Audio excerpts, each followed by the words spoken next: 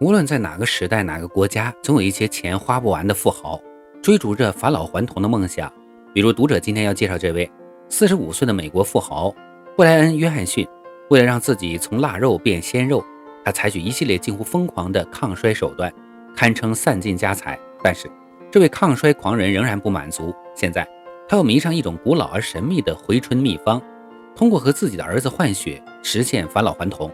大家好，我是热心读者。又和大家见面了，在节目开始前，麻烦帮忙点个赞并关注一下吧，谢谢了。所谓的换血还童，其实指的是约翰逊和自己的儿子更换血液。虽然听起来像中世纪的暗黑巫术，但为了重返青春，布莱恩还真的这么做了。在了解这场换血事件之前，我们不妨先了解一下这位布莱恩。布莱恩是个地地道道的美国人，如今已经拥有亿万身家，但和很多硅谷精英不同，布莱恩出身寒门，白手起家。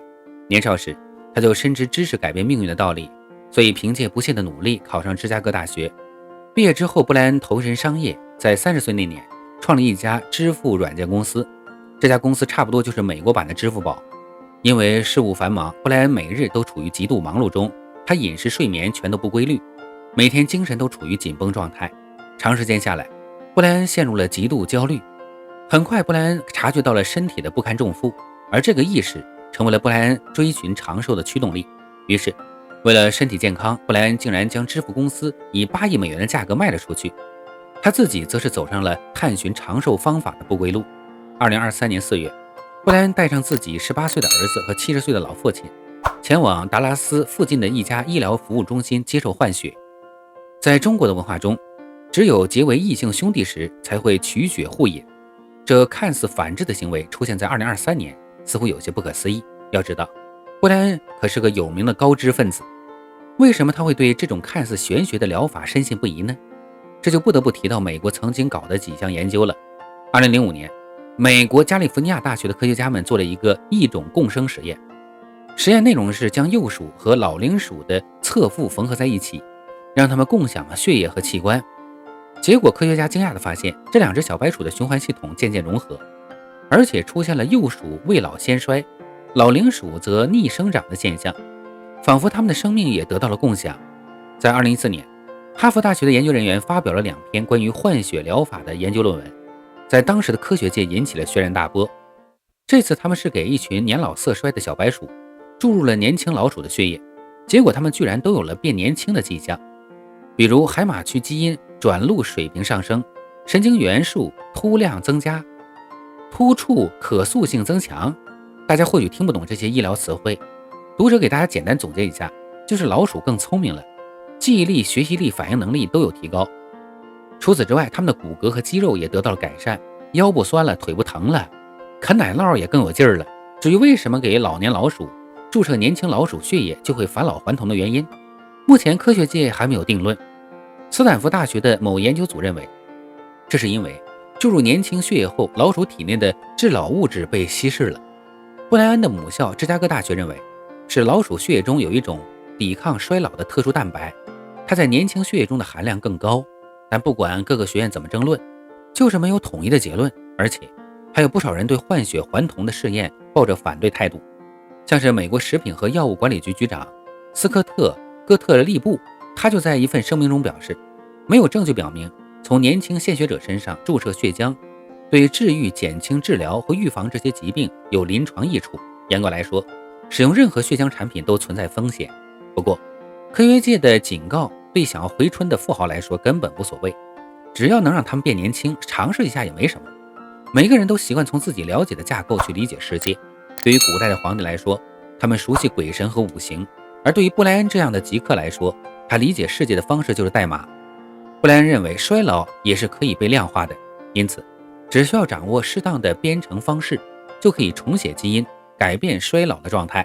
换血只能算是编程方式的其中一种。作为一名前码农，他如同崇拜上帝一样崇拜量化数据工程。现如今的布莱恩完全就是信息的化身，除了换血之外，他对自己的身体可以说是爱护到极点。单单是肠子就拍摄保留了33537张照片，体重、体温、体脂率、血糖、血压和心率变化是每天必测的内容。除此之外，布莱恩还给自己安排了每周的全身核磁共振和超声波检查，用于追踪各器官的数据。甚至就连自己丁丁他都没放过。布莱恩每晚睡觉之前都会佩戴上一个检测器，用来观察他夜晚雄起的次数和持续时间。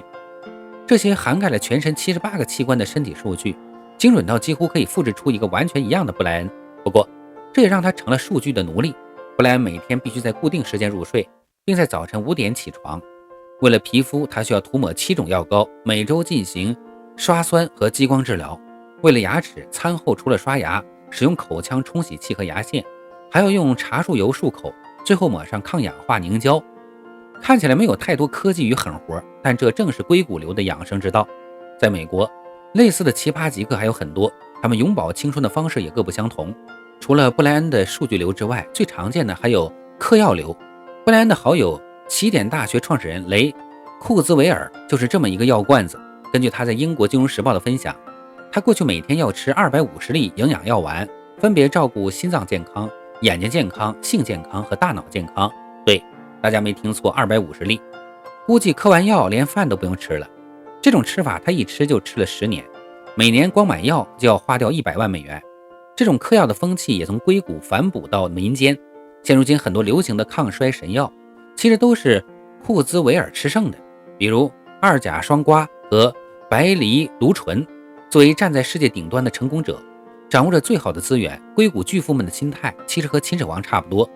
有了财富和地位后，肯定想要永葆青春，万年不朽。前 Facebook 总裁肖恩就曾公开表示，因为自己是亿万富翁，所以他的梦想不是继续发展事业，而是成为人类历史上最长寿的人。在名流云集的晚宴上，养生和抗衰总是最受欢迎的话题之一。但比我们富有的人比普通人活得还久，听起来是不是有些让人毛骨悚然？实际上，这并不是一种少见的担忧。电视剧《硅谷》就曾经专门以布莱恩为原型，创造过一个讽刺性角色。剧中的布莱恩走到哪里都会带着一名年轻健壮的输血助理，随时吸取青春活力，就跟小说里的吸血鬼一模一样。不过，很多科学家对此却并不在意。他们认为，短期来看，硅谷富豪的不老术投资并没有什么成功的希望，换句话说，就是白日做梦。而且，他们以自己当小白鼠的伟大行为，其实有利于人类的医疗发展。了解药物研发的观众应该知道，一种药物在实验阶段永远是困难的，要不然也不会有那么多的试药广告了。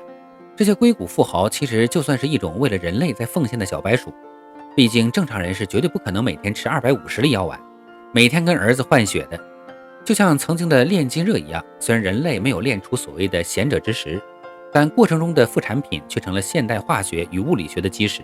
这么看来，人生150年并非遥不可及，到时更值得思考的其实是人类社会的既有体系和价值。举一个简单例子，如果一位女性的健康寿命达到160岁，那么生育和抚养孩子的几十年只是她生命中短暂的一段时光。这种情况下，女性的社会角色又会发生怎样的改变？